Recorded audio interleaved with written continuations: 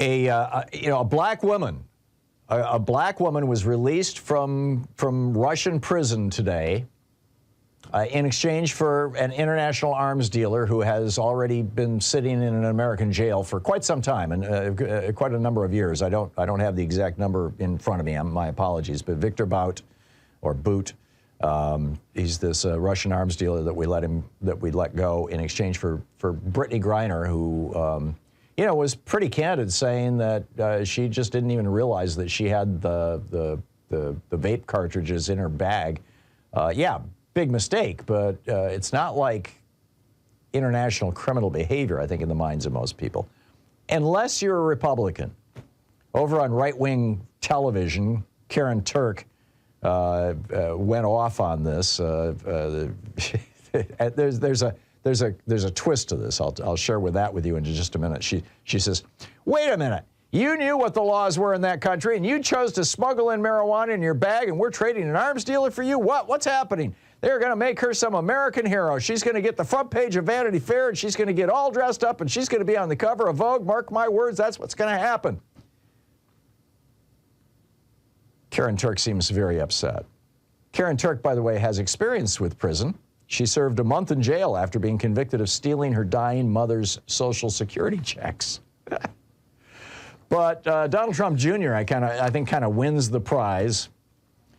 Trade him an arms dealer, a.k.a. the Merchant of Death, for an America-hating WNBA activist. Yeah, she's America-hating because she's black, right? I mean, we understand what Donald Trump Jr. is saying here. He goes on, "Great trade. Our government's weakness and stupidity will only encourage the abuse of American citizens abroad." Right.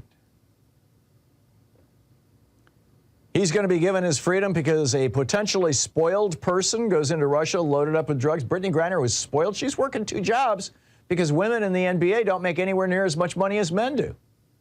Her second job was a part-time gig in Russia as a basketball player. I mean, the bottom line here, whether it's Fox or right-wing television or the right-wing pundits or what, is that how dare Joe Biden go to bat for a black woman? At least it looks that way to me. It absolutely certainly looks that way to me.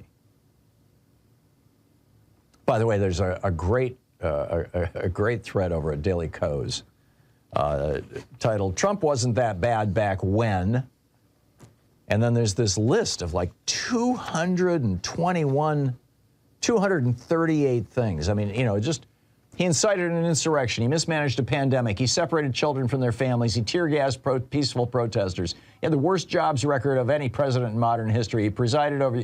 He blackmailed Ukraine to dig up dirt on Biden. He fired the FBI director for investigating his ties to Russia. He took Putin's word over the U.S. intelligence community. He caused the longest government shutdown in U.S. history. He ejected reporters from the White House briefing room who asked tough questions. He vetoed the defense funding bill because it renamed military bases named for Confederate soldiers. He increased the national debt by $8 trillion. He had 3 of the highest annual trade deficits in the history of the United States. He called veterans and soldiers who died in combat losers and suckers. He coddled the leader of Saudi Arabia after murdering a U.S.-based journalist. He hired his unqualified daughter and son-in-law to work in the White House, and then they scammed our country and got $2 billion. He called neo-Nazis very fine people. He said we should inject bleach to fight COVID. He abandoned our allies, the Kurds, to Turkey. You're listening to the Thom Hartmann Program. Call 202-808-9925. And that's just the first 25 things. What is your favorite memory of the Trump administration?